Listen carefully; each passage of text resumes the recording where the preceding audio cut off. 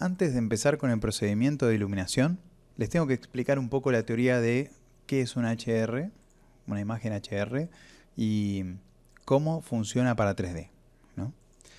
Bueno, originalmente la imagen HDR, que es una imagen de alto rango dinámico, fue propuesta a principios de los 60 por ahí, ¿sí?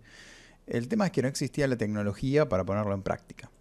La imagen HDR lo que intenta simular es el rango dinámico que tiene la visión humana, la vista humana.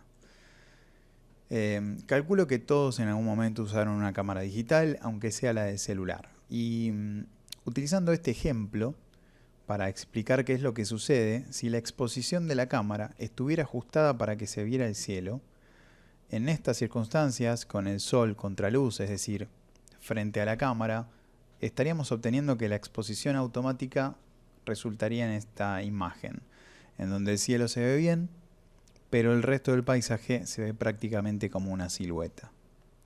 Esto no nos pasa a nosotros. Imagínense que miramos el cielo y se nos apaga el piso. Eso no pasa. Del otro lado de la imagen se ve algo mucho más parecido a lo que estaríamos observando nosotros en estas circunstancias. Podríamos mirar el cielo tranquilamente y el resto se seguiría viendo. Para lograr esto, la técnica, o mejor dicho, el mecanismo mediante el cual se puede obtener una imagen HDRI es sacar varias fotografías del mismo lugar lo más rápido posible con distintos niveles de exposición. Después esas imágenes se conjugan en una sola y, utilizando alguna herramienta que permita hacerlo de modo manual o automática, se obtiene la imagen final con el aspecto HDR. Pero hay dos diferencias. Una cosa es el JPG resultante y otra cosa es la imagen HDR. Una imagen con extensión .HDR o .XR, por ejemplo, contiene todas las exposiciones, es decir, todas las fotos originales con las cuales se generó el HDR o el JPG final con ese rango dinámico. Acá hay otro ejemplo.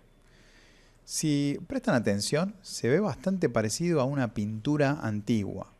Y esto se debe a que antiguamente el pintor no sacaba una fotografía del paisaje y después lo iba a pintar a su casa. Se sentaba en el lugar y lo que plasmaba en el lienzo era lo que estaba viendo, prácticamente su rango dinámico de iluminación. Acá hay otro muy buen ejemplo de una imagen HDR final, es decir, esto es un JPG, pero fíjense cómo el resultado del contraste dinámico hace que no exista nada que deje de verse por una sobreexposición, ni nada que esté totalmente oscuro por una subexposición. Se pueden apreciar todos los detalles del lugar que se fotografió.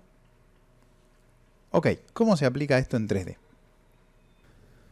Bueno, las imágenes HDR contienen tanta información sobre el entorno y la iluminación que pueden ser aprovechados en 3D.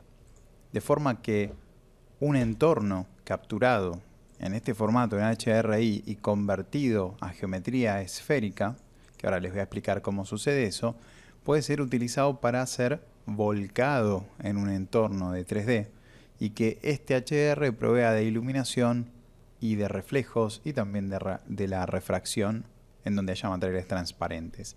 Acá tengo un ejemplo donde se ve un HDR, que es un HDR de los que vienen con la librería de Keyshot, pero está conectado y configurado con V-Ray para obtener prácticamente el mismo resultado que Keyshot. Acá se puede ver cómo este HDR está siendo reflejado en la esfera cromada y además interactúa con la luz. Proyecta las sombras hacia el lado contrario del sol, la esfera por supuesto se ve más iluminada del lado donde está el sol, etc.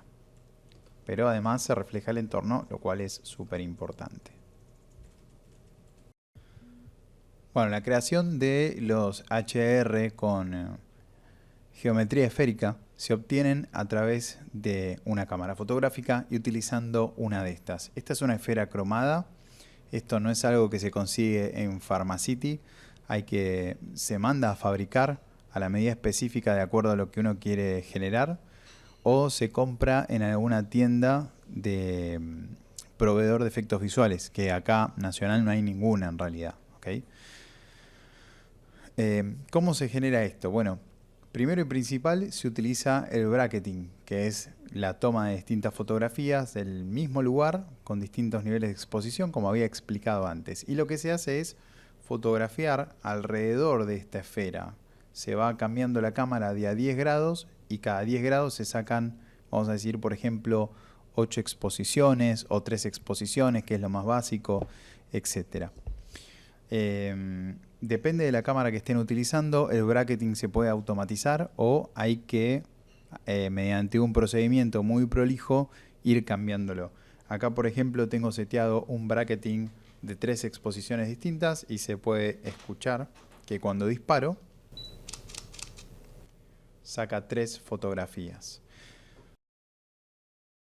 Así es como luce una toma desde la esfera cromada, desde un solo ángulo, con 8 distintas exposiciones, un bracketing de 8 valores distintos. En cine se utiliza mucho porque esta técnica es la que permite integrar perfectamente un objeto 3D a un entorno real.